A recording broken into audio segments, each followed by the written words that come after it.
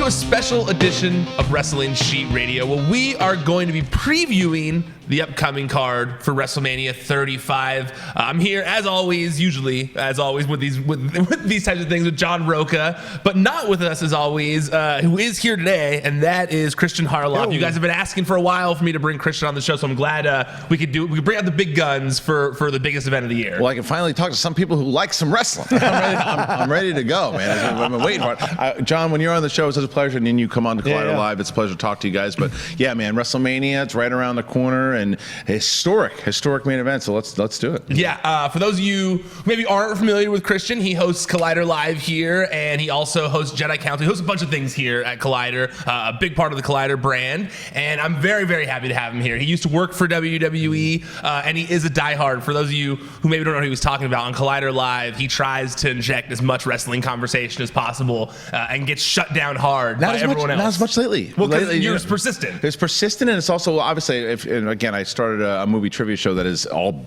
based on wrestling, but the other thing Movie Trivia Schmoedown. Thank you. But the Ronda Rousey thing that just happened, this clip with Becky and Charlotte with the old school attitude, getting arrested thing, even the most hardcore person on my team that hates wrestling was like, all right, I'm really entertained by this. Yeah. And it got people into it, and it is awesome. It's been really good what they've been doing with this angle so far. So yeah, absolutely. So WrestleMania is 15 matches. Wow. A lot of matches this year. Whole day. It seems like they add more and more to each card. Like, it gets longer and longer each year. Yeah. It feels like. I don't remember exactly how many matches were last year. We're just always, it's like, man, so many matches. And people go like, well, we're wrestling fans. You should be happy as many matches as possible. And I get that. But also, like, people like you who have a family, and people like me who have, there are people who have girlfriends, significant others who maybe boyfriends who don't watch wrestling, who are like, hey, you're going to be gone all day, Right. So, or the TV's occupied by it all day. Yeah. That's what my girlfriend took. She's taking a whole day. Ryan knows that she's taking a whole Sunday. She's going off to her sister's house to go lay by the pool and drink while I watch wrestling all day on the big TV. Thank God. Are you going to be watching live? All day? It's probably slim to none. I'm going to try my hardest. I know I've been watching a lot of the matches that I want to see, but I'll watch the whole thing, but it's going to take me, just again, I have 2 kids and a wife who wants nothing to do with wrestling. I will absolutely be watching it in stints, but I'll watch the whole thing. It's just a matter of when. Yeah, I miss the old days where you'd get together with your friends, you sit there and watch it all day, order pizza and whatever. You sit down. Now, as you get older, it's not quite, you quite can't but do the same. But it's also what Ryan just said, though, man. It's so long now to where it's like, because that's 15 matches. That's close to what, 9 hours? Yeah, at least 10 hours? It's long. It's very long. It's crazy. And back in the day, what they would do is like, look, we got to cut it down. You're just not making the card. Right. These days, there's so many different stars, and because of what has happened inside of the women league, right? Because back in the day, like, the women weren't featured in WrestleMania really at all. Now, my personal opinion is the best thing going on in wrestling. So not only do you get the main event, you got the tag team. There's so much, and there's so many different superstars now that you've got to show so much attention. And with the 2 brands, with Raw and SmackDown, that it's just difficult. It's not like it was back in 1990 or whenever, or even back in the day. I think it's back in the day you were serving one purpose. You were serving to sell WWE as the best possible show, but I kind of feel like in today's market they have so many things they have to sell. They have to sell they have to sell Raw and SmackDown, so they have to they have to spend equal time on both of them. Like you said, men and women. It's just a lot different in today's age. Like I saw someone say, like, I want what's his name? That guy who used to be Brian Gerwitz. He was tweeting about how, like, back at my old boss. I forget which WrestleMania it was, but he said something like, at 7 matches, they were like, Vince was like, that's too much Gaga as it is. And now it's like 15 matches. But it's what you just said. It's because, look, even when they had that, John Oliver did that report, right, and it showed that WrestleMania was like the number, 6th? It was something like that. Something crazy as far as sports things go. It's when the most eyes are on the product, because even the non-hardcore fan, they tune in because it's WrestleMania. I remember that as a kid. And they watch it. It is your biggest advertising tool for your 2 brands, and even your 3rd brand when you throw in NXT the night before. It is that weekend where all eyes to bring in those new viewers, to bring in the new subscribers. So you don't want to leave anybody off of the talent that you can really focus on. So by having those crazy amount of matches, it's a lot for us, but it's also something, the wrestling fan, you go, It's a lot of content I get to take in. It reminds me of WrestleMania 3. WrestleMania 3 had 12 matches. It started at like 2 o'clock in the afternoon. That's and right. And I remember all day, because it was pay-per-view all day, you sat and watched all the matches until the nighttime when Hogan and when Hogan and Giant went at it. So they've decreased the amount of matches every year towards a manageable amount. So this is surprising to see them go up so high. But as Ryan has said, and we've said on the recap shows, the advent of having more talent means you got to give them more to do, and so they have to create more matches for them. Especially when the fans are like, well, you're screwing so-and-so by not putting them in a match, and then there's so many people like that. It's tough. Before we start digging into all these matches, I was wondering one more thing, because I actually find it important, the main event. You mentioned that too. The main event being a very historic thing, that the women are getting to main event the show. One of the reasons I find it important is because I feel like there are going to be little girls across the country who are going to be seeing this, and it's going to be a big deal for them. Similar to how a lot of people, a lot of young guys saw like Hogan and Andre back in the day, or things of that nature. I know you have a young daughter, and you're trying. Yeah. Are you getting closer? Absolutely, and I'll tell you how. Did the wife finally cave on this? Because of what you just said. So that it's because here's the thing that people should realize too, and I think a lot of people, wrestling fans, definitely know this as well too. Because you could, if you're not a wrestling fan, and you see, they're just doing a gimmick because of everything, the way that the culture is. It is not a gimmick at all. These 3 women earned it, and earned it in a way. When I say that, because this is the most entertaining stuff. I don't care, men, women. This is the most entertaining storyline, and they are selling everything, and they are going into it. And it is just, it's what I look forward to watching. I'd be like, everything else, there are a lot of great things, but it's this storyline. It's these people's, what Becky Lynch has done. I wasn't a big fan of them throwing in Charlotte as just triple threat, but I've come around to it. She's selling it. And Ronda, who I think gets a lot of slack, but I think the fans are actually really embracing her doing this. But to answer your question, my daughter had kind of pitched it to my wife, like, hey, Mom, can I get to watch WrestleMania this year? And normally we're like, she's going to shoot it down. She's like, all right, maybe we'll see. We'll see. And then last night I said to my wife, I was like, it's a historic thing that's going on. In the history of WrestleMania, that's going on since 1985, never happened. She's like, that's pretty awesome. And I was like, it's really awesome. And I said, and I always pitch, I'm like, I'm gonna show her a clip. And so she's like, don't show her that. She's gonna be doing this. She's gonna be running around the bedroom. And she's like, all right, just show her while I'm doing the baby bath time. And I'm like, nice. Yes. So I showed her. Now I didn't tell her that it was people getting arrested and smashing their heads in the cars. but I did say it was a historic thing leading up to the event. And I think that I'll be able to get her to watch the main event, at least because of exactly what you just said. That's awesome. That'd be really, really cool. I mean, like, I really do feel like, it's similar to when I go watch Black Panther, or when I went to go watch Captain Marvel, when I went and I got out of the theater, and I thought to myself, like, it's crazy how many experiences I've had as a white guy my whole life. Or I'm Hispanic as well, but like, how many experiences I've had where these stories all resonate with me, of like superheroes that are guys like me, or famous characters that are like me.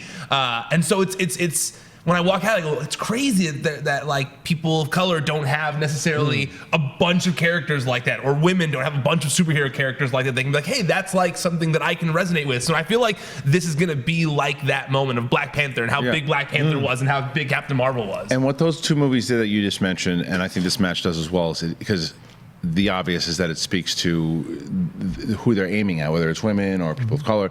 That's a given. But what those movies also did, and what this match is going to do, it includes everyone.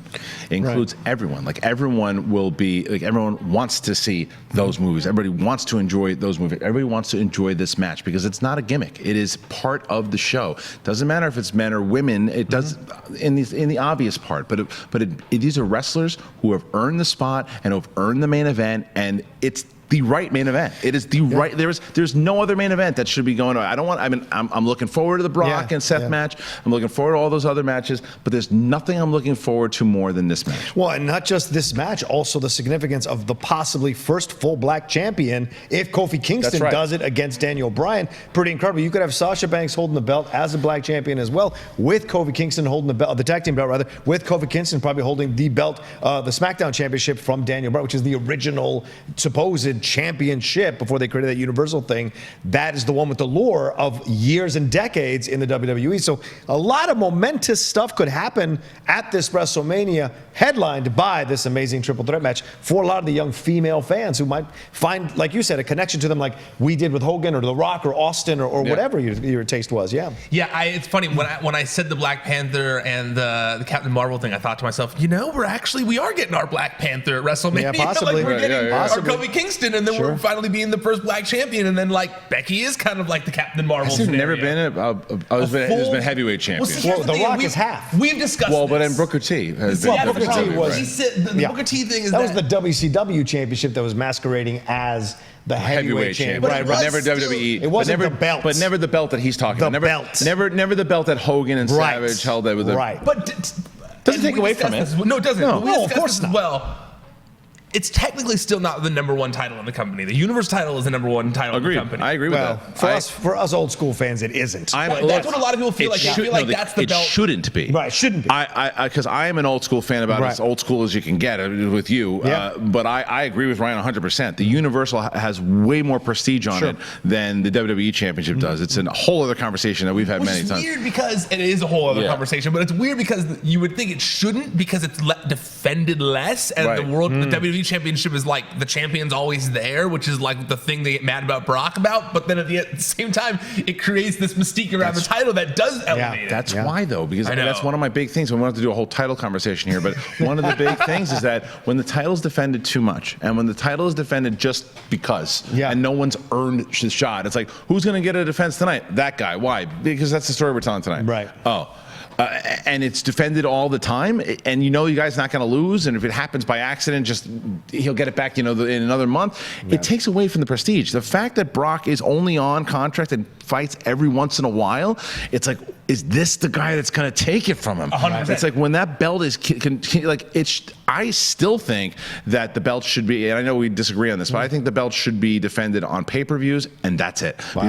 Because on Raw and SmackDown, you're looking forward to, you just know either it might happen or it just takes away from the build up the contender show. I actually agree with you on that. Do you? I actually fully agree with you on that. I feel like the shows should be used to build up to title matches. World title matches. I'm okay with like mid-card titles, tag titles being defended because it helps you because then it elevates the performers. When those mid-card titles become a main event of the show, it elevates those performers. So I agree with you in that aspect. Just build up the contendership in general for all the divisions inside of those shows to build up the ranking system that gets you to the pay-per-view. But again, another conversation. I'm trying to convince Kristian to do that with the Schmoedown. Let me win the title one more and hold it for 6 months before defending it. That's on you. Just defend it once, and we'll talk about it. It would be nice. It would be nice. I'm Sasha Banksing this thing. WrestleMania come early. That's right. Okay, let's start on the show. We're going to start with the kickoff show. It's going to kick off with, I'm guessing, one of the Battle Royals. So we'll start with the men's one. The 6th annual Andre the Giant Memorial Battle Royal. We got Braun Strowman, Andrade, Apollo Crews, Titus O'Neil, Tyler Breeze, Jinder Mahal, No Way Jose, everyone. They're all in there. And the guys from SNL, Colin Jost and Michael Che. First, what have you thought? We'll start with you. I know kind of already, but how have you felt about the build to this at least? It's been just like, we got all this talent. Let's just throw them into this thing and see what happens. We'll throw in the entertainment aspect of it all with NBC because obviously SmackDown's on USA, which is owned by NBC, so you have those connections there. So it's a fun little storyline. It has a little bit, I know Ryan's pushed back on this, has a little vibe of the David Arquette thing, but we've seen Bob Uecker do this stuff with Kane. We've seen entertainment professionals come in and have little back and forth, beat Rose with the Thanksgiving stuff. So it dares the heritage of it. I want EC3 to win this thing, but I have a crazy feeling it'll be Strowman throwing out Jost and Michael Che, on top of Michael Che maybe, something like that to finish this whole thing out. But EC3 really needs the rub of this victory to take him to something. So I would like EC3 to win this, but I wouldn't put it past him to have Strowman win. It just seems logical since he's the biggest dude in there, How have you felt about the whole bill with the Colin Jost, Michael Che, Braun Strowman stuff?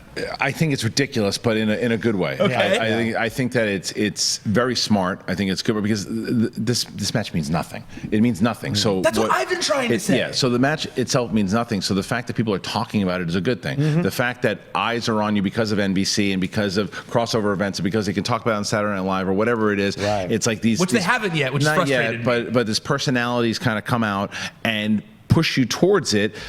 Who cares? But it's ridiculous. I mean, everything about it, because Colin Jost and Michael Che, who I like a lot on Saturday Night Live, it should show you, it is not easy to act in wrestling because they are awful actors inside of this. Yeah. Because they don't get it. They don't understand what it's all about. Well, they don't do sketches. I was going to say, both of them aren't That's why they actors do the either. news. They're both comedians. No, it's true. Well, they should, and it's shown. But although Michael Che was actually really good in that movie, it was a top 10 or the one with Chris Rock. Okay. That he did. I haven't seen it. I didn't realize he was in that movie. He was in it. But anyway, so is Leslie Jones. But it's a great movie. I forget the name of it, of course, but it's a great movie. But anyway, I see a lot of movies. The silly thing that I don't want to see happen, which is very possible. I don't say this is the Arquette thing. Yeah. Because that was for the title, which is a sham. That's what it's I like, said. And it's also like Vince Russo winning the championship. It's a sham. But this is something to where what you say as far as EC3 winning. Use this to elevate talent. Yeah. Use this because the eyes are on you now from a new marketing perspective. That someone brand new who's just watching because they've heard of this watches and says, "Well, who's that?" Because I don't know enough about EC3. I don't know. I want to because Braun Strowman. He's already established. Yeah. But if they have will be because again it means nothing. So if Colin Jost or Michael Che wins, it's a ridiculous thing, and it was like, oh, that was pretty dumb that they won. And then you move on, you wait for the main event. Right. But I just think it's a missed opportunity to not showcase somebody. When it comes to like what I think they should do versus what I think they will do, it's very different. When I look at the past of the Andre the Giant Memorial Battle Royal, it's a history of missed opportunity. Right. From Cesaro winning it the first time and them not really capitalizing on it very well, Corbin. to when they had. I was actually going to say when Miz Dow should have won when he was the stunt double, and then he did the whole place assumed he was going to win because he was like one of the most popular things in the company at the time. And then they just had, I believe, Big Show win instead. I want to say. Also Mojo Rawley, never followed through with it. They're still not sure if they want to follow through on these video packages they've been doing back, or those vignettes they've been doing for him. And I didn't even remember that Matt Hardy won last year. And so it's just so much missed opportunity that I feel. It isn't prestigious like people think it is. Kind of like you were saying, it doesn't matter. So to me, it's like. When you go back and you look at the history of things, you remember the Pete Rose things, or you remember all these celebrity involvement things that I do think this is actually the perfect opportunity to have Colin Jost and Michael Che win. I really do. I think that no one loses anything by getting. It's not like they're pinning them, so they're not. No one loses anything by Braun Strowman throwing everybody out of the ring. They're gonna stay in there the whole time. No, they'll run. They'll hide under the ring. They'll do dumb shit like that, and then at the end when finally Braun's like. It's us. They team up and throw, and they do something where they trip or somebody else comes back in and tosses them over. Yeah. Exactly. I see that happening, and then Braun comes in afterwards and crushes them, and then that's it. Yeah. It's probably like you said. Who? Because the only reason it's prestigious, by the way, is because it's got Andre's name. Right. Exactly. Only reason. Yeah. It's like so. Yeah. I don't think they lose anything. And I will say this much though. I will be very disappointed if Braun is not on SNL this weekend. I watched. Right. Yeah, he should be. I watched last week, shocked that they didn't at least mention the fact that they were in the Battle Royal at all. Well, why not do something? Sorry, John. No, I don't know if it's true, but a couple of people tweeted at us that according to TV listings, it's a repeat from The Rock. Again? No, I saw Kit Harington. Is it Kit Harington? Kit Harington's already on, Kit Harington What's Kit Harington? See, I asked him. I wasn't sure. Well, I saw a sketch that just came out that Kit Harington was on with Leslie Jones. Okay, could be next week though because Game of Thrones premieres next week. Yeah, you know. Hold on. Is that? That's not how it plays out. Maybe. This is the promo for this weekend. So that it is new. Okay. It is new. Okay, good. It's new. Yeah, it's a new one this weekend. Cool, the other thing that I was curious about though too is this one because it's WrestleMania. It's the biggest event of the year for WWE, right? Why not make April 6th? Yeah, Harrington April 6th. Yeah. Why not make both of these to add? Because the question is, it doesn't really mean anything, right? There is no. It just has the name in it. Imagine it was for like a number one contender shot. Yeah. Imagine So if simple to it's just so throw that in simple. there, and then everyone doesn't say, "Oh, they're wasted in this match." Right. They're like, "Well, they're in a number one contenders match." Right. Yeah. I completely agree with you, Yeah. especially because they get rid of the trophy so fast every year, anyways. It means nothing. It means that the trophy doesn't matter. No. You know, like the women's trophy looks like a giant vagina. Like Yeah. it's really silly. Just give them something. Like yeah, you know, number one contender spot. 100%. So, okay, if it were what I think they should do, I 100% agree with you guys in the fact that they should get someone else over with it. I'm with you. EC3 all the way because they have done absolutely nothing with Yeah. them. Yeah. I also wouldn't mind, did I say Mojo? I wouldn't mind if they had Mojo become the first 2-time winner of the Battle Royal and actually push him this time with whatever this new character they're trying to do is, so they at least look like they're trying with Mojo. Right. But I really do think Colin, Jost, and Michael Che are winning. I was going back and forth with it, but the only reason why I don't think that they'll win is because I think that they will have that David Arquette and Vince Russo thing in their mind, even though it's not the But same. keep in mind, Nicholas won the tag titles last year.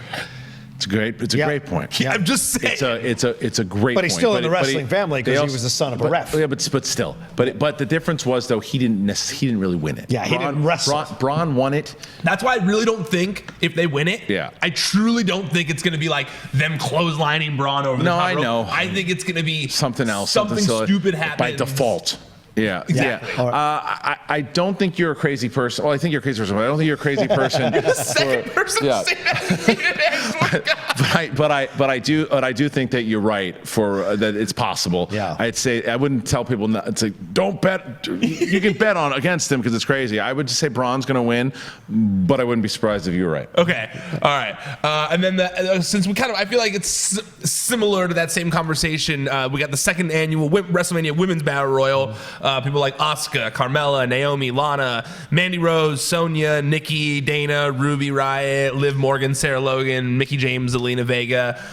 To me, it has to be Asuka. They have to rectify You what have everyone's so to. mad about. You have to, because this is the one thing. As much as I said in the opening of this show that I cannot wait for this main event, Asuka has suffered for this because I thought they should have done a rematch. Asuka versus Charlotte. That match was fantastic last year. I thought we were going to see that again, and then we would get Ronda and Becky, and we'd have two women for the championships. And again, I like what they're doing now with this main event, but Asuka really had to bite the bullet for it because she got She screwed. 100% suffered the most out of all. So no question. give her, maybe they even say, we'll give you the Battle Royal, right? You should, because if someone else winds up winning this thing, out of the biggest star is Asuka out of this thing. I mean, Mandy Rose, I think eventually can get there, but she's not there yet. Yeah, don't be surprised if Mandy's. It's funny you said that. I was in my head. Don't be surprised if Mandy wins this thing. They've been giving her a strong push over the last few weeks. You know, the new shirt, the intro, all of it. You know, Corey Graves can't stop talking about her. He felt that way about Sasha, and Sasha won the belt. So Mandy may be in this kind of like conversation. No, he hates Sasha. Well, that's what I'm saying, but he kept talking about it. Okay. So once he focuses on somebody, they end up with gold for some reason. So you look at this situation, there's certainly a possibility of Mandy winning. Yeah, do I think Asuka should? Yes, but what does it bring for Asuka? It isn't a number one contender match. If she wins it, great. She won the one on SmackDown in essence, and so you're just like, well, what do you want to do? It throws her back in the mix, though, John. That's the thing. That's the difference, because this whole thing, because it gives them a little bit of incentive, even though again it means nothing, but they can at least use it as if it is something. To where the Braun Strowman thing, they're just playing off the silly angle with getting these guys involved. This is something where Asuka had something to prove, guys. She went out there with all these other contenders, and she showed she never should have had that. Charlotte shouldn't have had that shot in the first place. And now she eliminated everybody. She is on a mission, and here she is in a match tonight, and then she wrecks somebody else. You can give her that push again because they buried her after WrestleMania, and then they finally pushed her back up. And then to bury her again would be a very big missed opportunity. I'm gonna go in the middle here. I'm gonna go with what they should do versus what I think they're gonna do. What they should do is have Asuka win and do the things you're saying. I do kind of feel like well, because here's the thing. From what I had heard prior to Charlotte winning the women's title, is that it was going to be a three-way for the SmackDown women's title. That it was going to be Asuka versus Mandy versus Sonya. So I feel like they transferred that feud that had been going on to this match. So in my mind, from kind of what I had heard rumblings that Mandy was going to win the women's title at WrestleMania. Yeah. Jeez. So that's way too big of a push, man. Well, if Mandy eliminates I heard that, but then also right at, she'd been getting that push, and then it really halted. So I don't know if they decided that maybe she's not ready for it, or there wasn't enough room on the card. So for me, it was one of the two, but I could see them doing a sneaky thing where it looks like Asuka won, and Mandy rolls back in. Does some cheap, and depending on what happens in the Colin Jost one, because they can't do the same sneaky one for both of them. But I could see Mandy sneaking back in, or Mandy and Sonya turning, like they stay the whole time, and Asuka stays the whole time, and they both throw Asuka out, and then they go get her, and then she turns on Sonya. Yeah. Could there be a turn between the Riot Squad? The Mandy and Sonya. What are they? They're Fire and Desire. Is that them? I always get that mixed up. You do. Right. You do. I think it's Fire and Desire. Whatever. I think so. But if she turns on him and tosses him out the... That's what I think. I think she'll... And that'll start a program between her, either Sonya or her and Asuka. Or all three of them. All three of them. It could end up in a triple threat match. All right. I think Mandy's the odds-on favorite. It's definitely the two of them, for sure. It's a tough one. All right, then this one, we got the Cruiserweight Championship match. Buddy Murphy versus Tony Nese. I feel like... You should take this one, right? I feel like Kristian and I are not going to be part of this one at all. You could have told me there's some baseball players. This is our bathroom break for both of us for watching this. Oh, this was so bad because I was looking down and I could just feel the looks burning through me from the sides of just you two looking at each other being like, got nothing to say about this one, not watching 205 Live, really. It was that Guardians clip. Who? and it's nothing against them. Like they're probably, they could be great wrestlers. And they are, you know what? It's when you have to make a choice between what you're going to watch throughout the week. 205 Live, as great as the competition might be, it falls in last place for sure. And it's probably some of the best wrestling that they have, to be honest with you. Every time I end up watching it, it is. But it's hard to like. It's just tough for me because too, I have to, again, from the time that I have, right, I made a decision that what I do is I really watch the majority. If I'm watching wrestling, I watch Raw. Like SmackDown, I do like I read your site and I'll listen to a little of the recaps on SmackDown. But that's really now how I get SmackDown stuff. I used to watch it all. My dad too. He's the same way. It's just too hard to do now. Like, and even with Raw, there's certain things that if I don't like certain things, I can fast forward through it. Yeah. And because it's 3 hours, so I fast forward through it and I get to the storylines that I like and I hear about what's going on and the big angles and what has been working on. That's how I get it. And this has nothing to do with them. There's just no story there that I'm interested in. It's also you have to prioritize as a wrestling fan. Like exactly like you have family. Like my dad, he was the same way. Like he's working, he's doing all these things. So I know that my dad too. Like it's Raw, obviously, but then it's like the other ones just depends. You know, and NXT is just not even on his radar, and 205 Live the same way. So. Let's just say Buddy Murphy retains? No, I say Tony Nese because Buddy Murphy, for whatever reason, got himself broken up with by Alexa Bliss. And anybody stupid enough to do that doesn't deserve to have a belt because Alexa Bliss is a goddess. I could see, from just my guess, and then we'll move on, is I could actually see...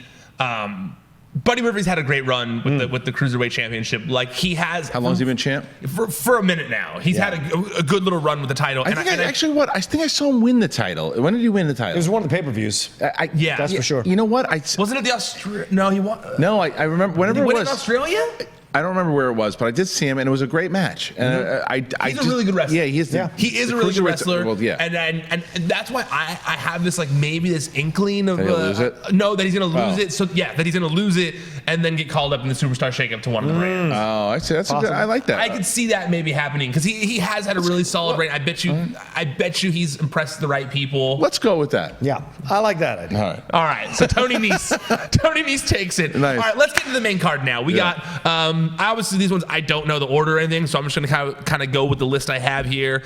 Let's start it off with Roman Reigns versus Drew McIntyre. Obviously, this is big. The big Roman Reigns return to WrestleMania. The big, singles match return for Roman Reigns after he came back from, dealing with leukemia. So, obviously, in my opinion, there's no question. It's Roman Reigns taking this one. He's going to definitely win this one, but it's also this is a thing though, and it's obviously not discounting everything that the poor guy's gone through, but he's coming back from it. But the way that they're handling him now, I believe, is the way they always should have handled him, in a way, like, as far as, like, fans are with him now. Yeah. For better or for worse, they're, as far as why they are with him now, and they're gonna, and the WWE is capitalizing on it. Let him build himself back up. He'll get back to the title picture sooner than later. But by doing this, getting him into these little feuds, getting us on his side, because who doesn't want Roman Reigns to win this match now? Yeah. I mean, who isn't rooting for him? And by putting him against about as clear of a villain as you can as Drew McIntyre. Now, the thing is with him is that, and our mutual friend Aaron Turner was telling me, like, he sold me on two. He was trying to sell me on two guys forever. He's on who's the Bray Wyatt, who one guy, he's not even around anymore, right? Yeah. That guy who he loved. I never saw him as a star, and he tries to sell me on this guy, right? As like the face, who should be the face of the company. McIntyre? I don't see it at all. No. I just don't see it. He's just such a old school. But he's an old school kind of 80s villain, which is great to put over Reigns, but he's not a champion. I mean, will he get a U.S. title or an Intercontinental title down the line? Sure, but he's not a WWE champion. And I think that Roman Reigns should take this guy out. He will take him out. It'll be an entertaining match, because Drew McIntyre sells stuff, and it's just like, oh, this guy's, he's tall, he's big, Vince is perfect for him. Perfect, yeah. But Roman will take this pretty easy. I do see Drew McIntyre having a future as a champion, not face of the company status, not long-term status. I could see Vince having to become champion one day. If anything, just to be like, I was right. He is the chosen one. You know, from way back in the day when he said it, just be like, see, told you guys he was world champion material. Had to wait 10 years or whatever. So I do see that. But I agree with you in terms of, like, I don't think he'll ever be. And I'm a huge Drew McIntyre fan, but you're right. Like, this doesn't have it. No, I think he does. Really? Actually, I do, but in the villainous way. Yeah. And villains Like, I think he's a great villain. Like, I think he'll be, now that he's kind of grown into the role. He's way more jacked. He's like hairy, angry man. Like, he looks like the specimen of a man. He fits the character for sure. I'm not. He's good at what he does. Yeah. I just don't think he's not like gonna take the best superstars of all time. Could transform outside of just the WWE universe and could be these national stars. That's what Hogan did. That's what, I mean, Becky Lynch is starting to do it. That's what these stars are. Then Drew McIntyre's just not that guy. Yeah. I wonder who's going to win the battle of the wettest hair in this situation between McIntyre and Reigns. My assumption is McIntyre will win this wet hair contest. You think McIntyre's going to win? The wet hair contest. Oh, the wet hair contest. But I do think Reigns does win this. But this could turn out to be a surprisingly excellent match that sells Reigns and sells McIntyre, because McIntyre, as we spoke about in the recap shows, his push has kind of got it's kind of stumbled here towards the WrestleMania match. So you want a good match between both of them. Reigns, although he's over with the fans now, he's one misstep away from being back on the booze side. So who knows how that could happen if he doesn't put off a good match here, because that's always been a part of people's issues with him. They don't think he's that great of a wrestler. It's part of it, so but it's the over pushing. Right, exactly. That's the bigger part of it. You got to take it slow. But now that he's not being overpushed, he's just in this match with Drew. It's really going to depend on, can he carry a match like this? Can him and Drew put together a great program throughout this match and have everybody going, damn, that was way better than I thought. And now you want to watch both of them in the next thing. Yeah. And I think Drew is so crisp in the ring, so good, that I think he will bring that match out of Roman Reigns at WrestleMania, that everyone's going to go like, oh, maybe if it's just like not just against Brock, he can have a dope match at WrestleMania, you know, or like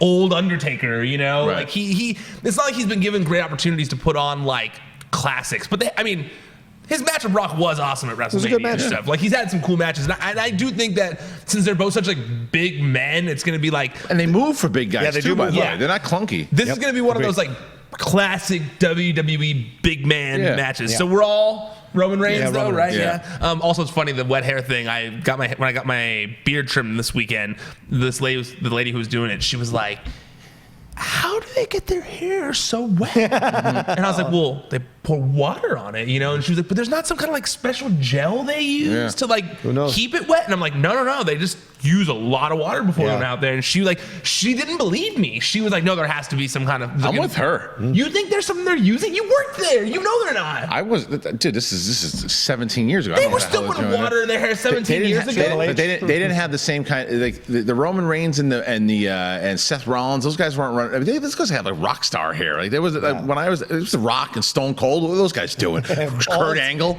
you know. Bald guys. Yeah. Triple H had the water. Triple H did. Triple H. When he poured the water, you'd see him pour the water. You've seen backstage. I've seen the backstage videos of Roman before going out. He's just literally dumping like it on his head. Yeah, I don't know. He looks like Stone Cold drinking beers, but he's a lot of hairspray. And then you imagine sweat takes over at that point. Right. After 5 minutes. So that's what I said. I said sweat takes over for sure. Okay, let's move on from the sweat conversation. We'll switch to AJ. I know. I'm sorry. We'll switch to AJ Styles versus Randy Orton, and I think that this has been built so well, even though it hasn't necessarily been given like tons of time to build it up. I think these two performers have completely maximized their time that they are given to build this up. We were talking on the Smackdown recap yesterday about just like the two in-ring things they've had have just both been really good. Like the back and forth encounters. This has been one where I'm a little on the fence. This is a tough one for me. Well, I'll let you guys go first. What do you think, Rocha? I think AJ wins this one. I think he's due for a victory in this whole situation. I think Randy's done a great job playing the heel in this whole situation. And the fact that the last thing you want is the company to win over the independent underdog. And that's how they're painting AJ from his history of being in wrestling. So I think AJ will win this thing because he'll be with the people over the big corporate kind of connection with Randy Orton. And Randy can take a loss and not lose a damn thing. Randy's done great work. He's been in the over 20 years in WWE. He's done great work over the last year with a number of partners in his dance card. And I think in this one, it's great for AJ to get the victory because he's nowhere near a title belt right now, and he's on the cover that 2K19 had the belt for a while. So I think they have to do right by him and give him a victory here. See, I agree with you as far as like the setup goes. These guys they're both pros and they know how to do it and they've done it. I just don't care about this match. And really? You haven't been able to get behind it still? It's not because you also have been watching a lot of Smackdown. But I've also it hasn't driven me to every time I see it, I'm just like, okay, like I saw the whole Kurt Angle thing, like when Orton came out and set it up. Like you said, I think that they have set it up. They've done everything that they were supposed to do. They're doing their job and they've gained interest for this match. I'm looking in the writers' room for it, right? It's like, what's the end game for it, right? Is the end game, like you said, John, if AJ Styles wins it, then it's like, where do you go with him next? Because he said he's only got, another year or two left before he's gone. So do you give him one more big run before he takes off, if he indeed is taking off, or you try to sign him for a little bit more? Right. And with Orton, it's like, again, I think he's a good worker, but I'm like, I don't know if anyone bores me more than Randy Orton, because it's like when he won the Royal Rumble, no one cared. Yeah. When he fought for the title, no one cared. It's like He's done it all already. He's done it all already, and it's just like, what's next for him? Like, what's the angle to get him in to make me care? Like, where are they going to go with this? It's like Kane, like forever, like enough already. Yeah, it's like Big Show too. Because I think, if AJ Styles wins, then it's like, okay, that was a big victory at WrestleMania. Let's start to push him and move. If Orton wins, I just don't understand why. Yeah, I have an idea. Yeah, because that's where I'm the same way when I look at things of like the writers room, like where does this go? And we're going to get to it later, obviously, but I believe that Kofi's winning the title at WrestleMania. Okay. And if he does, I don't know if it's necessarily going to be right back into a program with Daniel Bryan, because they have the whole no immediate rematch type thing. And everyone knows that, like, the common thing has always been that Randy Orton stopped Kofi from becoming champion. Like, that he stopped his push, and that the whole stupid thing. For like behind the scenes? Back in the day. Okay. Remember when, like, Randy Orton and Kofi feuded back in the day when Kofi... It was so long ago, but it was, like, basically back in the day, Kofi was pegged as the next guy who was going to get a world title shot or whatever, and then...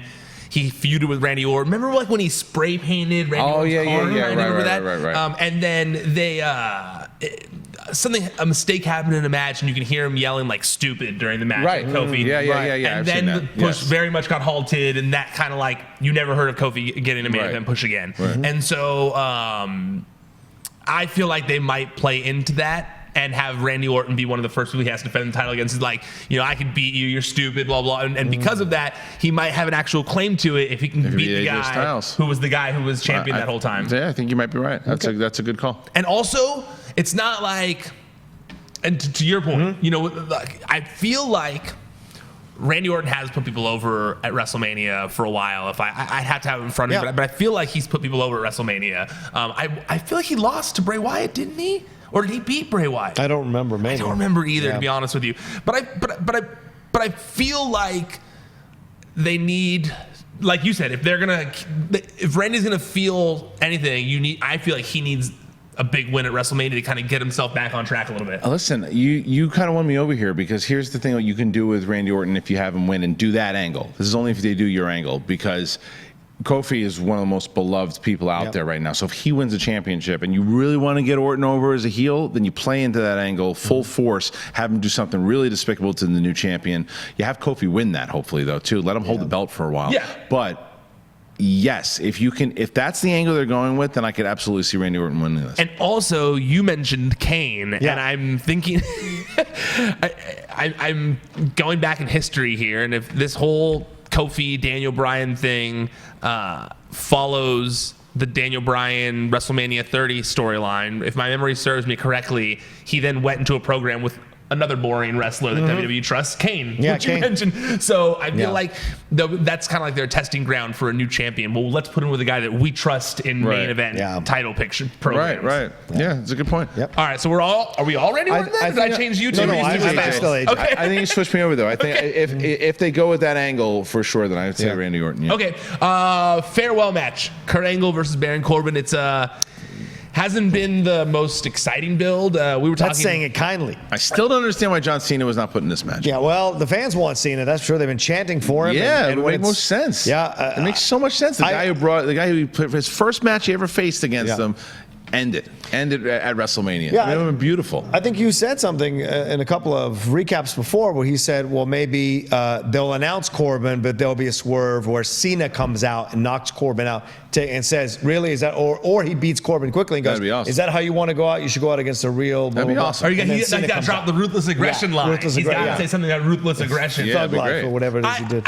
I'll be honest with you. I asked a little bit. I haven't gotten an answer yet. I think the rehearsals were today for the show. But that wouldn't be part of the rehearsals anyway, I'd imagine. Yeah. So they would do a Hardy Boys type thing. Yeah, that's what I was saying. Nobody would know. So it's really hard to find out. I imagine, especially with John Cena, they would clearly hold that one in. Yeah. The fact that John Cena hasn't been advertised for WrestleMania at all, I do find a little suspicious still. Yeah. So for that, my prediction here is Kurt Angle beats Baron Corbin quickly. And then fights Cena. Corbin slides in and he instantly either puts him in the ankle lock or hits the Olympic slam and pins him 1, 2, 3, and then Cena's music hits. He comes out and does the whole ruthless aggression. That'd be great. They recreate the whole ruthless aggression scenario, and then they wrestle, and then Kurt Angle puts Cena over, to end it. I would love that. I think we're gonna be disappointed, though. I know. See, that's the thing. Yeah. It's one of those. Angle will win, though. It'll just be disappointed. I think Angle beats Corbin pretty easily. It's one of those scenarios where it's almost like it sometimes feels like if fans want something too much that's so obvious, right? They're like, well, we can't just do that. Right. We have to do something a little more creative. Look like you guys came up with it. Yeah.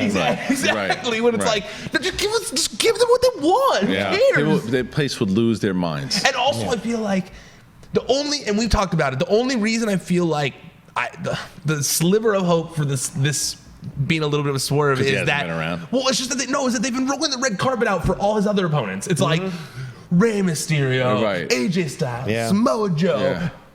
Baron Corbin, and I'm coming around on Baron Corbin, but there has to be. Are you coming around on Baron Corbin? A little bit. I know. Not like in the ring, just as a character. Yeah, As a character, I could see it.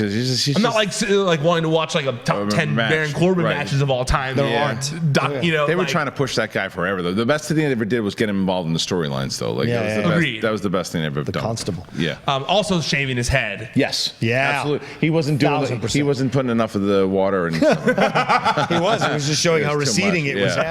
His hairline was. It looks much better with the ball. All right. Next up, we got a Falls Count Anywhere match: The Miz versus Shane McMahon. How have you felt about this? I know how we felt about the build up to this one. I don't know what your opinion is on it yet. So I'd like to hear it. But the Miz, and I told you this, Ryan, many times. I think I might have said it to you, John. When we went to Smackdown when they were here recently, the Miz, who lived in Los Angeles for a long time, is from LA. He cut a promo during the dark match, and it was, and I think I told you, raved about it. It was incredible. It was like something of, and because he wasn't in this, he's not really playing the goofy right now. They're kind of spinning this. This is where I'm going to get with this, but like he cut this promo that reminded me of like the stuff like The Rock and like the old school guys would do back in the Attitude Era, and I was like, that's the face. That's the guy that has not been leading this company yet. That's the guy.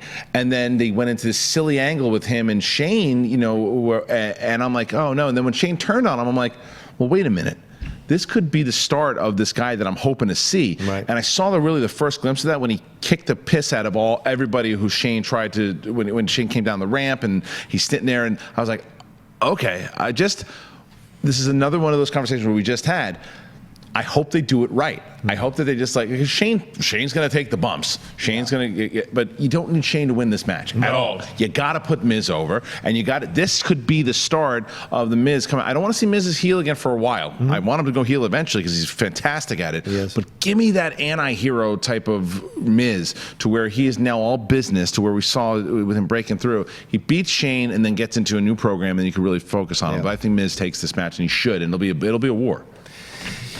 Yeah, I mean, honestly, it's the best case I've heard anyone make for why this is an interesting match, because I haven't enjoyed my whole thing that I told Rocha is I haven't enjoyed. I'm all about like more so actions speaking louder than words, and I feel like there's been no heroic actions on the Miz's part to show that he's a good guy. He's more just kind of been doing what he's been doing, but against a heel now, in Shane. So, but you're right. If they want to go all in on the Miz being a face, he definitely has to win here.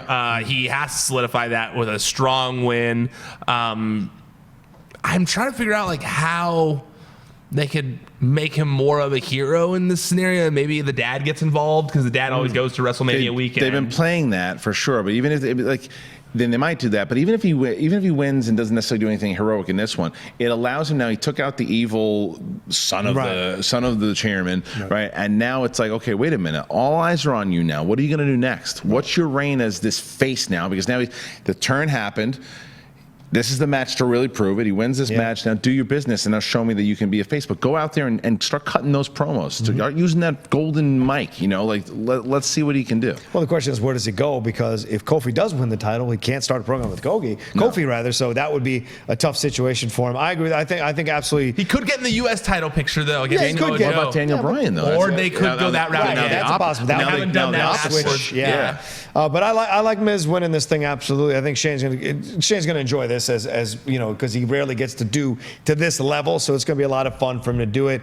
Do think Miz needs to win. This could be a longer match than people think it's going to be. I think that's what's going to be interesting as the card goes along, how long this match is going to be, because these guys can fight all day and all night. So this will be fun overall, but Miz has to win this. Shane wins nothing by winning this. And I think Miz beats him, then carries off the trophy, greatest, best wrestler, whatever it was. That was his crown jewel. And so he takes that and rolls forward with it. And I think that's the right scenario for him. Is also because, like we just talked about on the SmackDown Live thing yesterday, the new season just started of Miz and Mrs. So it makes all sense in the world. Synergies, people, synergy. I saw a report this morning that I think it was Dave Meltzer saying that they moved that when they go back to Saudi Arabia, WWE, it's actually sooner than it said in the touring schedule. That it said like they're gonna go maybe, I think it was April, May, I think it said June or something like that. If that's the case, I feel like they're going to extend this to Saudi Arabia. It started in Saudi Arabia. It's going to end in Saudi Arabia. Like Hell in a Cell or something? Or something. Or the actual Best in the World finals that never happened, or something stupid like that. You think it's going to continue after this match? They're going to keep going? I kind of do. Wow. Hope not. And if that were the case, I think you maybe mentioned this on the recap at some point. I actually think Miz Dad is going to turn on Miz. On Miz. Really? Yeah. I think that Miz Dad, because you need to have sympathy for a face. And you can't have him lose. Or if he's going to lose, you have to create sympathy in that loss, right? And if he just loses because Shane jumped off of something tall, you're not going to get that sympathy, right?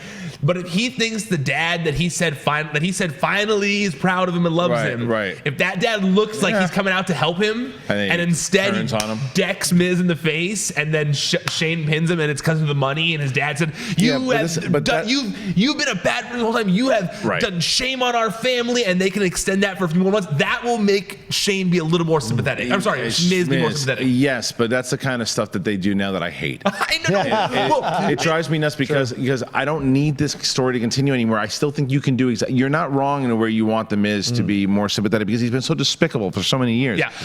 But you can do it in different ways. You can do it inside of this Daniel Bryan stuff too, because if you turn let Shane do other stuff. Let Shane be the maniacal kind of what Vince was back in the day. Let him do it on SmackDown his way. Be Shane O'Mac, but inside he will Shane O'Mac, and he's got Miz Dad as like his assistant, and he's just like that's possible. I just think this goes to me that I just have such high hopes for what the Miz could do. I'm telling you, I wish everybody would have seen that promo, because I always liked him in 32. I actually used to think when he had the long hair, he was ridiculous, and I was like, he was like a fop, and I was like, what is this guy doing? I'm like, he's ridiculous. And then he was just so good on the mic that night, and I liked him more so that time, but he just has something that they're not utilizing yet, and I hope that this is the start of that. Yeah. This is another one of those scenarios where I go like what I would do versus what I think they're gonna do. So I'm trying to think like Vince McMahon when I think of the Miz Dad thing, and if I have my Vince McMahon goggles on, the Miz Dad scenario it's a very Vince moment. Makes much more sense. No doubt about it. I agree though that I do think that Miz should probably win. However, that would solve my heroic issue. Yeah. So that's why I'm leaning towards that, because I do think he needs something to make people care about him. So you're saying Shane?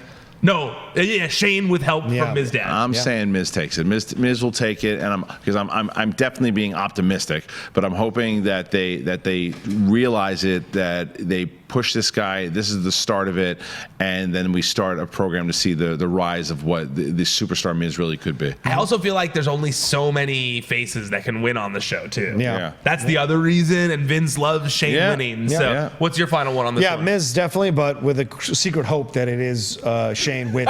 You want to see that? Your safe money is on Miz winning, but like because I know Vince. Wild card on Vince. After 30 years of watching, I know Vince, so that's a possibility. All right, no holds barred match with Triple H's career on the line. Triple H versus Drax Batista. What career? You're done. You're an executive. What career? He still wrestles, though. Hand over the executive job, then we're having a conversation. See, honestly, the stipulation on top of it is why I feel like Triple H is going to win. Batista should win. See, this is one of those ones where they should do what they is a heel. This could be the heel. That's where I'm going with it, because I think this is a swerve. I think everyone thinks Triple H is going to win, because everyone says, Batista doesn't need to win. He's a movie star. Who cares if he loses this thing? It'll be a battle. Triple H is now playing the face on this side of things, and he'll win because they're not going to retire Triple H from the ring. Let's do it. Let's do it. And I think Batista doing this because I've never been a big fan of Batista as far as in wrestling goes. Because a lot of it was after my time. I think he's been playing this role brilliantly. Yeah. I think. Absolutely. I think that, and this also comes to be how much better he's gotten as an actor. Yes. Because this is a guy who puts in 100% in everything that he does. Because if you go to his earlier stuff, what he was doing inside of films, it was okay. Yeah. stuff that he did in Blade Runner, stuff that he did in that movie with the Jodie Foster movie, the Hotel Artemis. Yeah, Hotel Artemis. He is working hard, and you see it now in this product. And he steals the Guardians movies with even when they give him like a small line, he owns that line. He's working it, and I think that's why I care about this match. It's because the stipulation, but it's also because of the reasoning why he wants this match playing a little bit into reality, and the fact that Triple H has never beaten him, So like I think it would be better to do what they did for Undertaker for so long. And no. You think that because he's never going to lose, he's going to lose tonight. Yeah. And it's not going to happen tonight. Batista wins. Yeah, and I don't, if you're Batista, why do you come back to lose? It doesn't make sense to you for your career. Why do I come back and become in a program? I'm already set in Hollywood. I've got 4 movies. And he's got a big ego. Yeah, he's got a big ego. He's got a big ego. He believes in himself a lot. That's why he left WWE, because he knew he was meant for more. You've got 4 other movies coming out. To me, it's like you don't come back. Like The Rock came back, beat Cena, then lost a year later. With Batista, I don't think he's coming back. Like, do this, finish it off. He wins once and for all. Maybe him and Triple H shake hands at the end. Respect between rivals once and for all. Evolution comes together at the end there, and they do their thing, and it's done. So I think that's how it's going to go. See, I feel like Batista, like, as much people say that, like, he maybe ego type stuff, he really, like, he has just wanted to come back to end his career in a way that he felt satisfying. Yeah. And so I feel like he wasn't happy with the Daniel Bryan stuff and then that short Evolution run, and he really just wanted to end it with someone he respected. So when I look at that, I go, well, he doesn't need to win then. Like, he came back, he was even willing to do house shows. I remember back, Was. He was like, I'll even do house shows, like, to come back, and they were like not interested at first. Which is crazy. Which is crazy. Yeah. It's insane.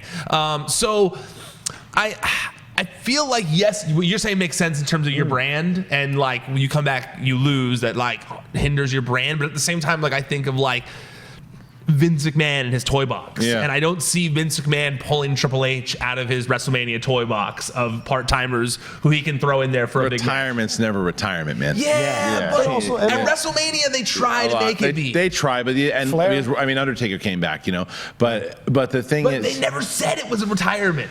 With Flair, he stayed retired. They just heavily implied it. You're right, but maybe he's maybe there's other things we don't know, that he wants to retire. Maybe he wants to. Maybe we also don't know how serious that injury was that he suffered. That's what I'm saying. So, but the other thing that you said that's right too is, as far as branding goes, wrestling isn't his brand anymore. Right. That's also a good point. So the thing is too, I'm not on the thing of like that he just won't come. He won't lose because he came back, because as long as it's a good match and as long as he shows he's still a badass and that he can whoop up on Triple H, he'll have done enough. I just think because they're telling everybody it's like they're not going to retire Triple H, that if you retire him at WrestleMania, people are going to go, whoa. If that swerve factor of like that guy going, yeah, that's right. An Ellis maybe guy or whatever. That's right. That's right.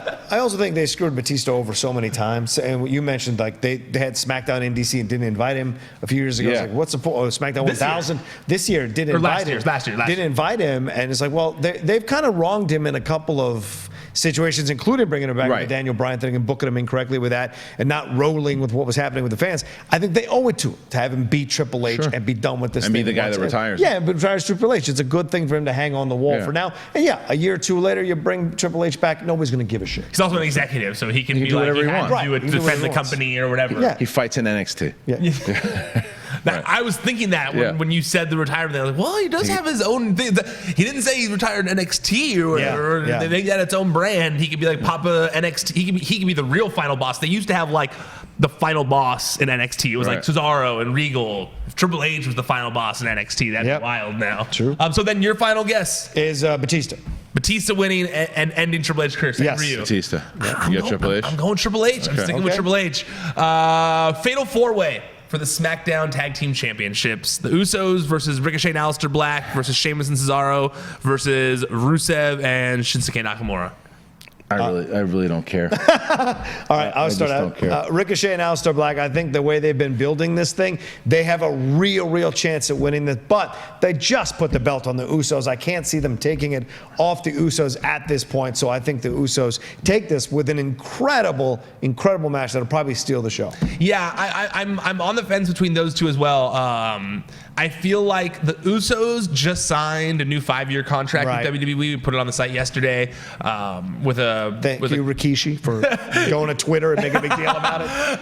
And they got a raise that came with it. So that factors into my decision a little bit. But also, like you said, they really have heavily been pushing Ricochet and Aleister Black. As much as I'm enjoying the team Aleister Black, I kind of feel like they're going to get split up in the superstar shakeup. I feel like they've been getting them both over, doing this tag team stuff, but both of those guys are better served as singles wrestlers. I don't think the tag team division really needs them as much as I've enjoyed their tag matches. I think that honestly the main reason they've been keeping them together is because they were part of the Dusty Classic and they were trying to create synergy. Also, it's their first WrestleMania. They got time. For that reason, I feel like they're not going to get pinned, but I feel like the Usos are going to, they're going to beat Ricochet now. So, I think the Usos retain here. This will be definitely a high-paced, entertaining match. These matches always are, but I just have issues with the teams division across the whole entire brand. It's just not the way that it used to be, and it also they just kind of. The only team that I seem the Bar is the team that is always around. The Usos as well too, but like those are like the main teams, and then other teams kind of bob and weave their way in. It's not like this solid division. Anybody can be champion at any time. It's the same problem that we had before. There's a ranking system and all this, and like it's either who's the champion this week. If I could guess, it's the Usos. Oh no, who's the champion this week? It's the Bar. It's like there's some other random team, but now the Usos have it again. I feel like the Usos win it every month. How many times have they been champion? It does feel that way. It does feel it's like changing it back and forth. There's no prestige to it. It's my biggest problem with some of these titles, and I think so. Again, when we get to the main event, one of the reasons that this Raw's title is so prestigious right now, and it's very different than Rock because Ronda defends it all the time now. She's had it for a little bit. These titles stay with people for a little bit, and there's defenses, and it's like no one can take it off them. Oh, who's finally going to do it? But when they just keep trading back and forth, I don't care about the match. It's not again. It's not. No, I totally understand. It's not against anything of these teams. No, totally. They're all great teams. It's overkill. It just makes you lose your interest because it's like this doesn't feel important. Yeah, it's not important. And your point is valid because Ricochet and Aleister Black were put together just a couple of months ago. And Rusev and Nakamura as well. They're not like story tag teams. They've been together for a while. So their point. In fact, Rusev and Nakamura still doesn't make any sense as a tag team to me, considering they were feuding right before and they didn't have like a bar moment where they became homies. It was like they hated the same person one night. So now they're friends forever. It's like that made no sense. So your final one, you're just no Usos. care? No, I'll say the Usos keep it. Yeah, or the Bar. And then the other fatal four-way for the night for the women's tag team championships is going to be the Boston Hug Connection versus the Iconics versus Beth Phoenix and Natalya versus Tamina Snuka and Nia Jax. I believe this match is going to go one of two ways. If the four horsewomen are going to be involved in like a closing moment involving like Ronda or Becky and Charlotte, then I think that they need to have the Boston Hug Connection retained so that there's a bunch of women's titles being represented at the end of the night. But I also do think that it's a good possibility that Iconics win too, that they sneak out a win and that the title belt get moved over to SmackDown. I'm gonna go with what I want, and that's that Sasha and Bayley keep. I think that they've earned it. I think that this goes back to my previous point. These are brand new titles. You have the opportunity now. This is a title that was just created.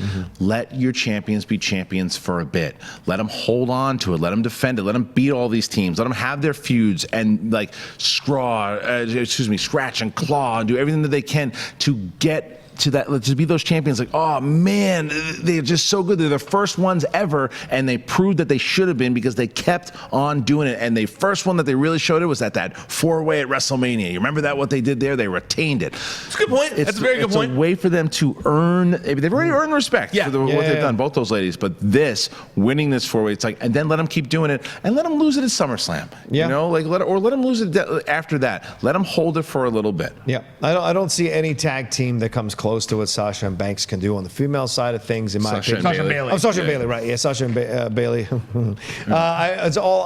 They're so good at what they do. They've built it. They've earned it. They are legitimate friends. And I think you're right, Chris. It's a new title.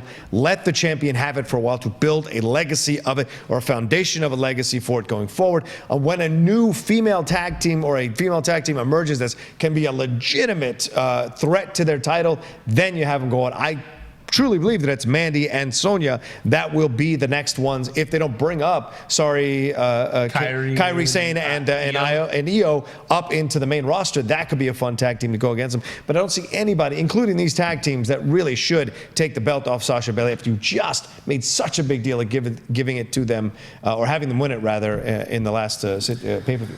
Well, I agree with both of you in terms of like prestige-wise. If you're trying to build up a new title, you should definitely keep it on them. Yeah. 100% agree with you. I just sometimes when I have those Vince McMahon thoughts in my mind where I'm trying to like think how he thinks, he knows that everyone thinks that, and he like wants to get everyone like so mad, like well they deserved it, and so that's the only reason sometimes I think that maybe you're not wrong, which is such a silly way. It is a silly way of thinking. Yeah. But I'm gonna go with you guys. I agree. I think Boston Hug connection retains here. Yeah. Intercontinental Championship: Bobby Lashley versus the Demon Finn Balor.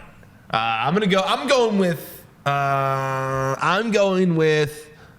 Finn Balor getting the title back. Me too. And this goes back to, it's a broken record conversation at this point, because it's like Seth was champion for a little bit, then he lost for a second, then he got it back, and then Dean got it, and then Dean lost it, but he didn't get pinned, and then Finn's got it, and then Finn's got it, and then Bobby's got it. It's like, who's the champion? and it's like, so finally, when they thought, because Finn, we've been waiting forever to get the push, and then he gets the Intercontinental title, and then they give it to Bobby. Why? Because they want him to take the belt off him at WrestleMania. He'll be a 2-time Intercontinental champion, but the same thing again, broken record. Let him hold it for a little bit, because if you want Finn, if you like Finn, you think, because I think Finn really proved himself and showed what he's got when he fought Brock Lesnar. I mean, when you saw what he's done, they even use it in this Seth Rollins thing. They used that example of how the little guy was able to do it. I still don't like his finishing move. I think that anybody could kick out of a stomp to the stomach, but that's another thing.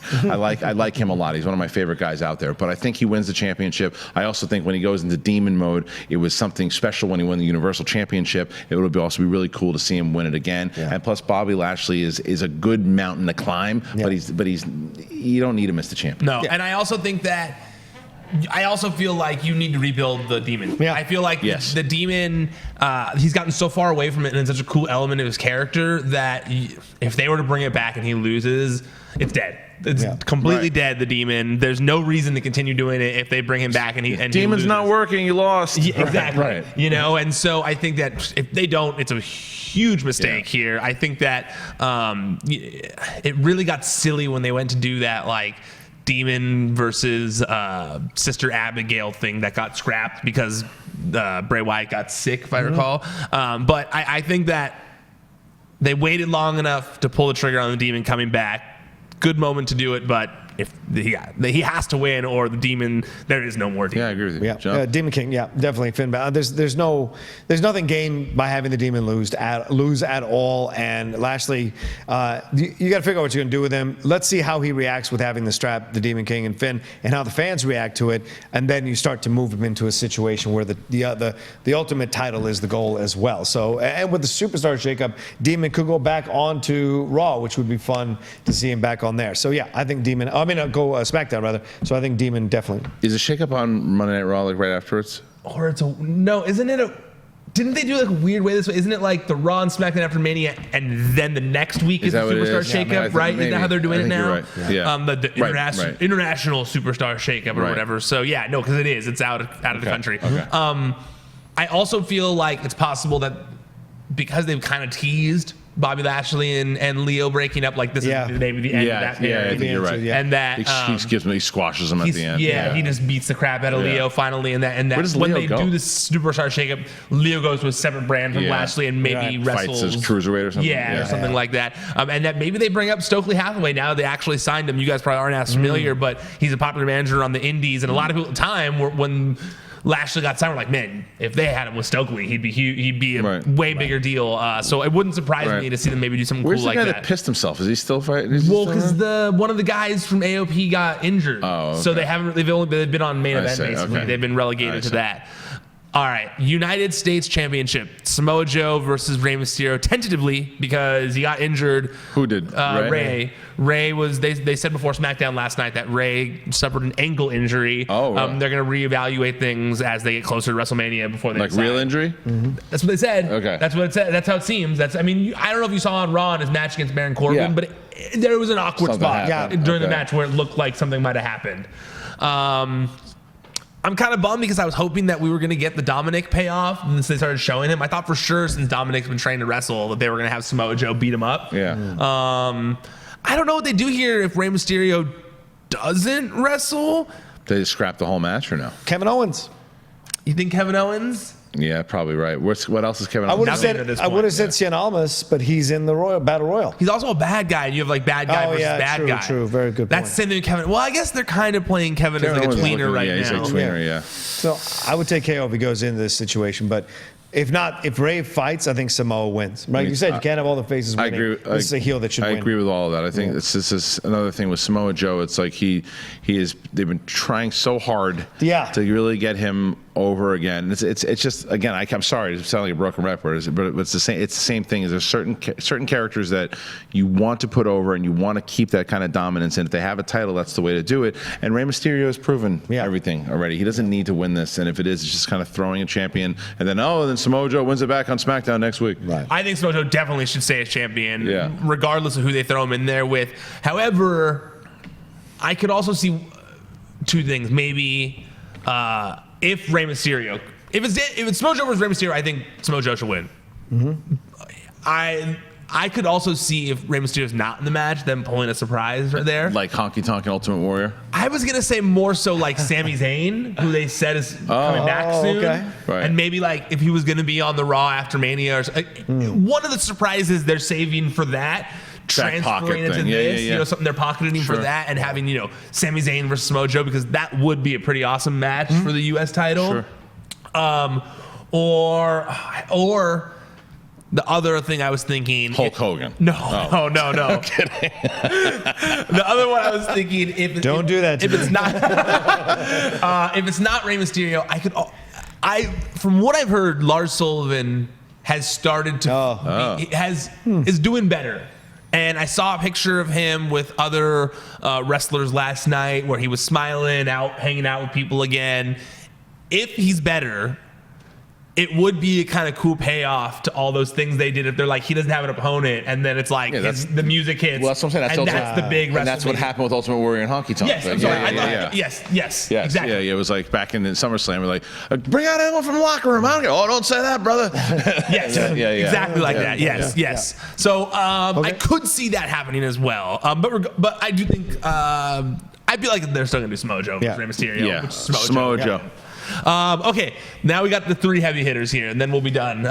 We got Samoa. I just said that. We got WWE Championship match. We got Daniel Bryan versus Kofi Kingston, and I feel like we're all going to be on the same page as this one. Yeah, it will be a massive mistake if Kofi Kingston does not win the WWE Championship. Yes, but Christian's got a finger up for those of you listening to the podcast. I have a yes, but. Okay. It's something that you said earlier, and that is Vince likes to piss people off. Yep. And it's not one of these things of like, yeah, but he wouldn't piss off people this way. Oh, yes, he would. Oh, yes, he would, because everyone thinks Kofi's going to win, and everyone thinks that he should win because of the pushes that he was supposed to have that he didn't get, and because of the way that they've been building this angle, and from Big E sending out the videos and everything too, that it's like, it's our time now. And because of everything, that the way what the message in general, what they built on this, that could the ultimate villain of Vince McMahon do one of those things that you're talking about where he gets involved and does something? This is the match that he would do it in. Now, I do think Kofi's going to win the match. Okay. And I do think Kofi will win the championship for what we just said before in regards to maybe whether it's, and I liked your angle with Orton and then being able to build him up, and you need new blood, you need a new star. Yeah. And it's being written for you. 100%. It's being written for you. You have a star, make him the champion. Brian's done it already before. These other guys, this is your new guy. But there's also something to be said that if he loses, that maybe they can set something up that it doesn't end. That it doesn't end and it continues on a little bit more, and they build this angle out with Vince. I hope it was a mistake, but James, who tweets during the shows, he tweets from the Wrestling Sheet account. He pointed out this one thing, and I don't think this is the way they're going to go with it, but he did point out during his coverage last night, I'm trying to pull it up, if you look at the contract that Kofi signed last night, right? If you look at it, the date is for March 10th, 2019. April. Right. So I don't know if they're still maybe going to screw him over and say, you signed a contract that for a date that already happened. Wow. Or if it was just an intern that screwed up when didn't expect someone to zoom in on it. It's the latter. You're going to have them wrestle, but I think they're also going to, but like I see Kofi winning it, but I would not be surprised at all if Vince gets involved in this match. Yeah. Because he's Vince and because he's part of this story, right? And screws over Kofi, and then even really pissing people off. I mean, that place. Imagine that place. If Vince comes in, does something he pulls like a Bret Hart type situation, not to that extent, but you know what I mean. But if they did do it to that extent, God, imagine that. Just place. Imagine. So anyway, there's so much that can happen. It could cause a lot of drama, and it'll bring a lot of attention, especially when the eyes. This is a big match, but the eyes are not focused in all the way on that one yet.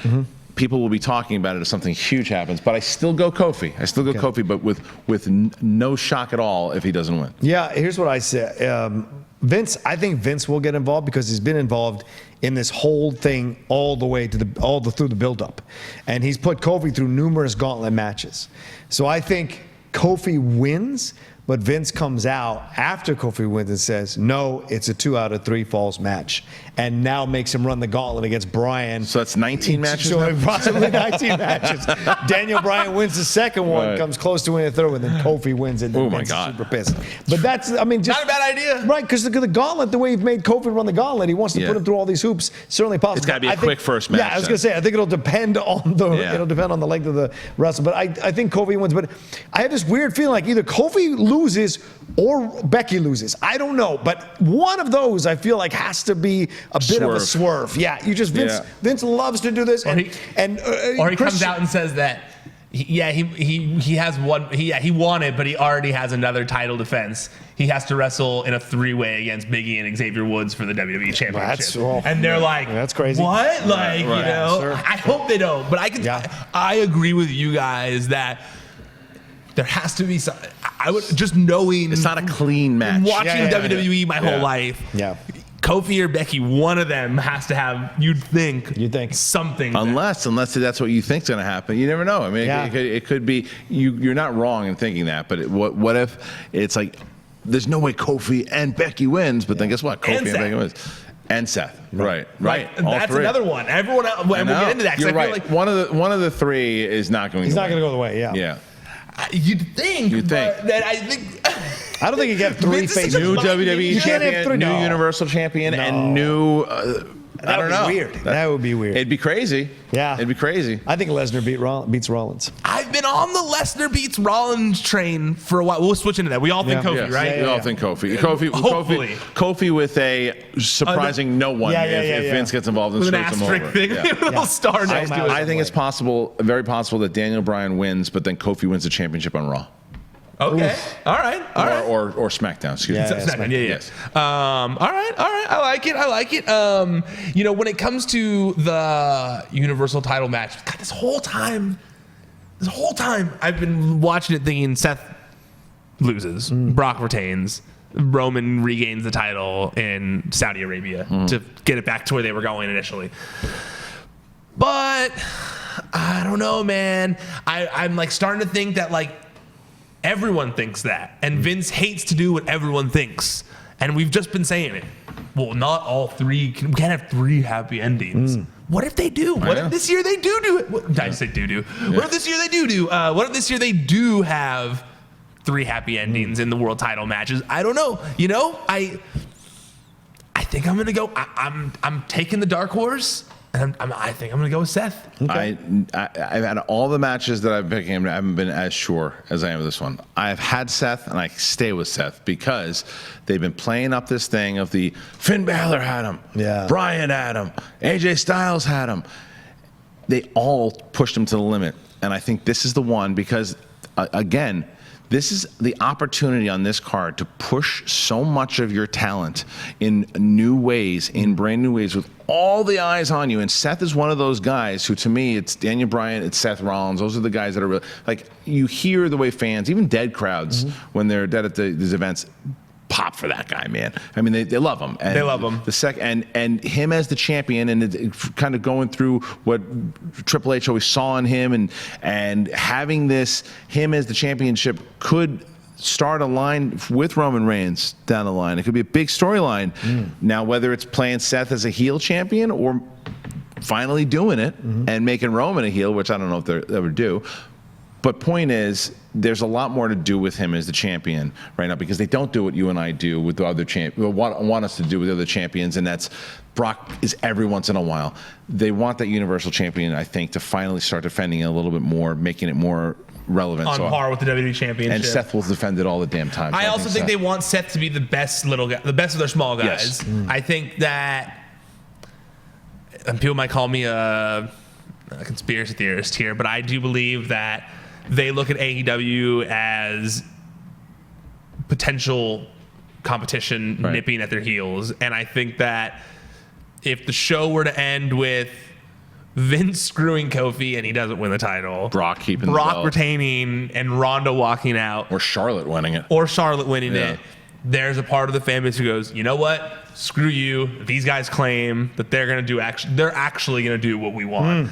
I'm going to go to them, and I don't think they want that to happen. I think they want to send out the message that, oh, you want the young, cool, hip people who are champions? Well, Seth Rollins, Becky Lynch, Kofi Kingston. Like, these are the people you've wanted. And you can even do like that, kind of like that famous picture where they had like Punk and Daniel Bryan and Zack Ryder and Cody and Beth Phoenix all standing there holding the titles. You can do another one of those that gets out or whatever, and this time Kofi's again in the picture, but now he's the veteran in the picture. It's like I see it putting out a good message that we got a black guy's champion. We've got this Irish woman who's champion. I think it's double champion. And you know, we've got the workhorse. It's no longer Brock Lesnar. I think it sends out a message of change, which they claimed they were about. So that's the only reason I'm kind of leaning more towards Seth, even though I have felt this whole time like Brock, I don't know, something in me had changed in the past like day where I was like driving and thinking about it. And I was like, you know, I feel like they're going to do it. Well, I think Brock. I think Brock because of the Taker thing. How many times do we think Taker was going to lose at WrestleMania? It's going to be this time. It's going to be this time. And you talk about, the new faces, but you still got to sell. And how are you going to sell? You have someone like Lesnar who brings eyes, brings attention from the MMA world, UFC world, MMA world, wrestling world, and the mainstream. Lesnar is your guy. Rollins is great for in the wrestling world. But overall, if you're going to jump to do this thing with Fox, you kind of want to have attention for everybody, and you want to have someone who's going to kind of be, if they're going to be moving the brands around, then or wrestlers moving multiple brands, and I think this is the way to go with Lesnar. And everyone thinks Rollins is going to win. Everyone. And all the logic you guys have said about, everyone thinks this, this is where he could do the greatest swerve that makes sense and wouldn't 100% piss off the fans. I think this would work. Well, the thing that Brock did, that you're right, I mean, we said it before, that he brought prestige to the title because it's just like no one can take it off of him, right?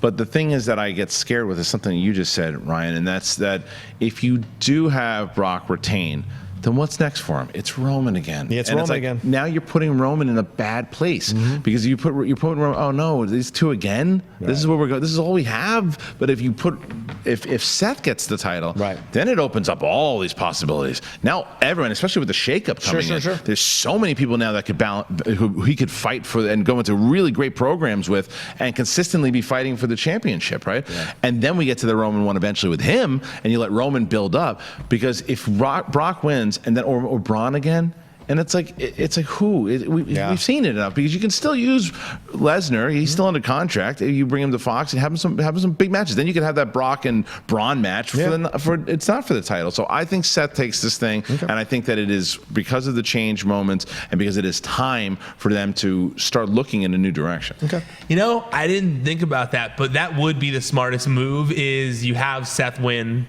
and Brock just goes away. And he returns for the Fox move. Yeah. And we haven't had Brock on SmackDown, right? Since he came back, he's always been on Raw. Yeah. I don't think he's been on SmackDown in like forever. Maybe I'm tripping, but I don't recall him being on SmackDown. If he moved to SmackDown when the deal happened, Yeah. that'd be a big deal. Yeah. And they need a big name to kind of be there once in a while on SmackDown, or at least talk right. about. That's right. Yeah, I'm going Rollins. All right, last, the main event. For the first time, the women are main eventing the show. We talked about it at the top. We're ending on it now. Winner takes all triple threat match for the Raw and SmackDown Women's Championships. Becky Lynch versus Raw Women's Champion Ronda Rousey versus SmackDown Women's Champion Charlotte Flair. You can start this one. What do you think? All right, I'm going to do one of your things. What I want to see and what I think will happen. Strangely enough, I've said this on live. I was never, before this whole thing happened with Becky Lynch, where she rose to superstardom, always thought she was okay. Yeah. Almost even thought she was a little goofy at times, right? And then I fell in love with her. I think that she's the best thing to happen to wrestling in a very long time. She gets the audience going. She's great on social media. She has just really elevated this. It's because of her that we're in this position that we're in. She's great. That being said, I don't want her to win. I want Ronda Rousey to win. Hot take coming in from Kristian Harloff. I want Ronda Rousey to win both belts because I think that her winning will do everything that we're talking about. The place would lose their minds with boos.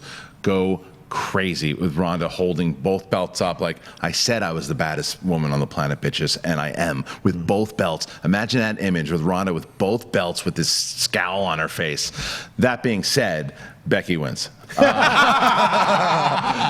going to have Becky win because they're not going to have that moment. They're going to have Becky have both championships, and she'll hold them for a little bit. I think because I think that the reports of Ronda actually leaving are true.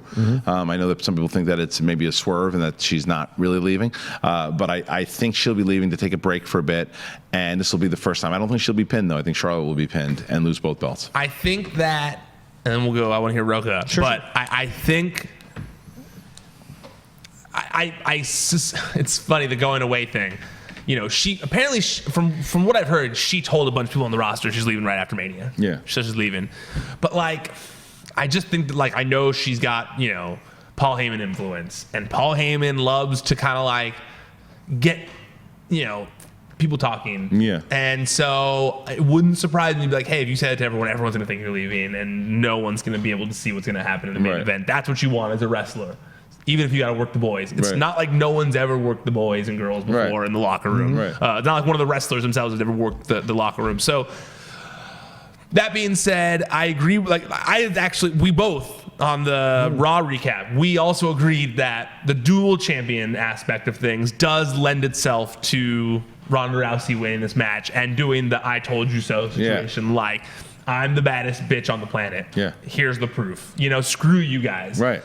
That being said, as much as that would make sense at this point, I've been thinking about it ever since we talked, and I'm wondering, like, you know, if there had been multiple women's main events in the past, I think 100% that's what would happen. Yeah.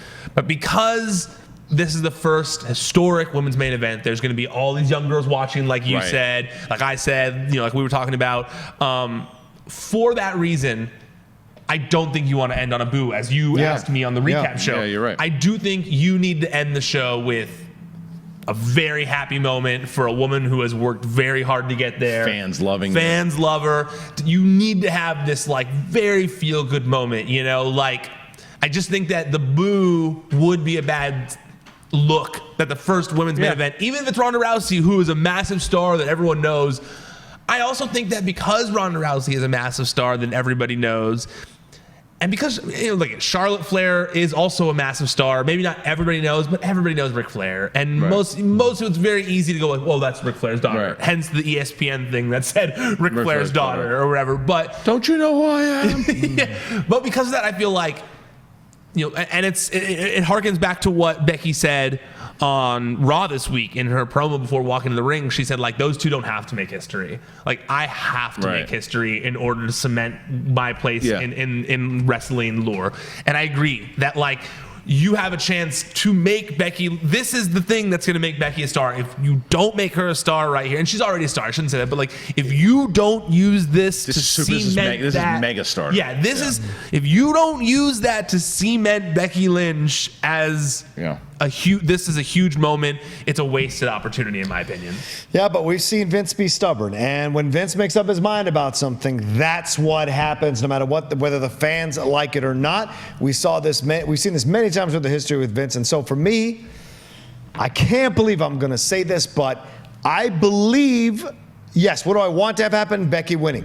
However, I have a terrible feeling over this last day as I've thought about this late at night, early in the morning in the shower, that Charlotte Flair is going to win this thing, because the shoehorn Charlotte stuff, the fact that they've put out these videos where she's talking about how main eventing WrestleMania as far back as 7 years ago. And no one sees it coming. No one sees it coming. Everyone thinks she's an afterthought. The fact that they've made this, they didn't announce whether it was going to be an elimination match. There's going to be all three of them in there the whole time. Wouldn't that shock the world if Charlotte ends up winning this thing? And fans have been, there's a lot of fans who've come out of the woodwork, go to Charlotte's Twitter feed, who support her being involved in this now. They wouldn't lose as much if they gave Charlotte the rub instead of Ronda and had her holding both the belts. You could still technically have the four horsewomen moment at the end with Charlotte, but all of a sudden in my mind, for some reason, it's come to me like she's taken all these losses to Becky. She has put Becky over for 6 months. Here's a thank you for doing that. And from the beginning, way back at SummerSlam, my plan was to have you face Ronda and possibly beat Ronda and for the belt. Charlotte, wouldn't that be insane? Yeah, but it's just the fact that this is unified championship that Becky right now is, again, well, they're going to unify them, but you're dual champion. Dual champion. Well, unified for the night. You know, it's okay, whatever. Sure. So you still have both championships. Yeah. So to have her do that, and I think that it's exactly right, because Ronda Rousey, whether she's here for this is her last one for a while, or she's here for another year, she's Ronda Rousey. Yeah, she's her cemented. brand is Ronda Rousey. She made in UFC. She's done very well wrestling, but then she takes off, and that's it. These two women have their lives are Their wrestling. they're lifers. Yeah. They've Becky more so, because Becky had to, and nothing. Charlotte Flair is an amazing performer in the ring, but she got to step up, right? And it's nothing. It doesn't take it away from her. That's just, she was born into the family, but Becky Lynch had to earn it. That's the story, and she not earn it, but had to really fight and to do it. So for Becky to do this, that's why I think she's going to win. I think she's going to win at the end because of what you said. The little girls watching, that feel good moment, and then because it does cement her now as like this ultimate superstar. Ronda takes off for a while. You pay her a ton of money down the line to have her come back and do another one, and then you can start out. Now, then it starts to be like, well, where does the dual champion go? Yeah. Where does Becky Lynch? Does she go to Raw? You got to put her on Raw. You got to. Oh, she has to go to Raw, right. And especially if Ronda's leaving. That's right. She has to be the one that supplements that. And then you can. But there's a lot you can do. Charlotte's never been on Raw. That's the thing that I'm right? getting Has at. she not been? Well, I mean, since they've had the brand split, wasn't she one of the people that moved to SmackDown? She hasn't been there. Yeah. But now there's Becky. But And if you're going to go to Fox, you're going to do all these kinds of things.